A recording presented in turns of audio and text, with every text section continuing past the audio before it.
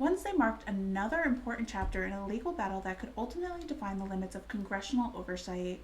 Representative LaMonica McIver appeared before a three-judge panel of the United States Court of Appeals for the Third Circuit in Wilmington, Delaware, asking the court to dismiss federal charges stemming from the May 2025 incident at Delaney Hall in Newark, New Jersey.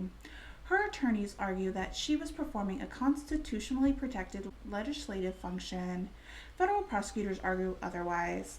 Now, before anybody rushes to declare either side of the winner, let's remember something. That's exactly why courts exist. Not to settle political arguments, but to settle legal ones. But while the judges sort through constitutional law, the rest of us are left asking a few uncomfortable questions.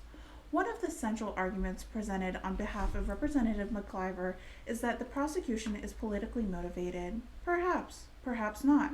The court will decide whether the case should proceed. But here's where the conversation becomes larger than one member of Congress. Because regardless of politics, Americans generally expect one principle to remain consistent. The law should apply equally. If you are an elected official, you receive due process. If you are a private citizen, you receive due process. The Constitution protects everyone. But constitutional protections are not the same thing as an automatic immunity from every general applicable law. Whether those protections apply in this case is precisely what the courts are being asked to determine. Delaney Hall has become one of the most politically discussed detention facilities in New Jersey. There have been repeat visits, press conferences, media coverage, statements from elected officials, questions about detainees' treatment. Government oversight is entirely appropriate. Correctional facilities should not be subjected to scrutiny. Transparency is healthy. No reasonable person should object to legitimate oversight. But here's another question. Should that principle apply consistency? If human treatment matters, and it should, does that concern extend equally to every correctional facility under government control? What about state prisons? What about county jails? What about pretrial detainees awaiting their day in court? Those questions aren't about accusations. Those questions are about priority. Public officials inevitably choose where they focus their attention, and members of the public are entitled to ask why certain facilities become high-profile oversight targets while others receive far less public attention. Consistency matters. The legal argument before the Third Circuit is also fascinating from a constitutional standpoint. How far does legislative oversight extend? Can actions undertaken during an oversight visit be considered protected legislative activity?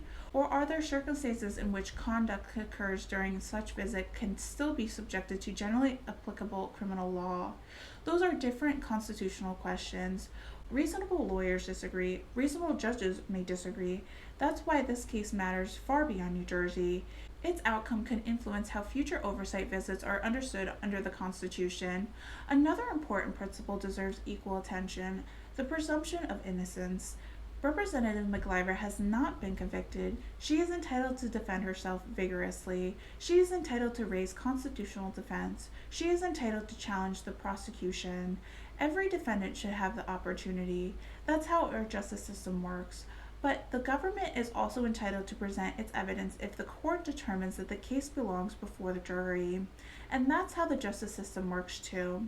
Neither principle should be abandoned simply because the defendant is or isn't public official.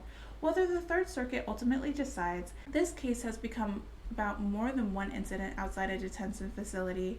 It raises enduring questions about constitutional limits, legislative oversight, prosecutorial authorities, and equal accountability under law. Government oversight is essential. Constitutional protection are essential. Public confidence in equal justice is essential. And those principles don't become less important because the case is politically charged.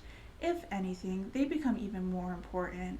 The court will issue their ruling. The public will reach its own conclusion. And in a constitutional republic, that's exactly how that works. I'm Haylee Ficuciello, and good night.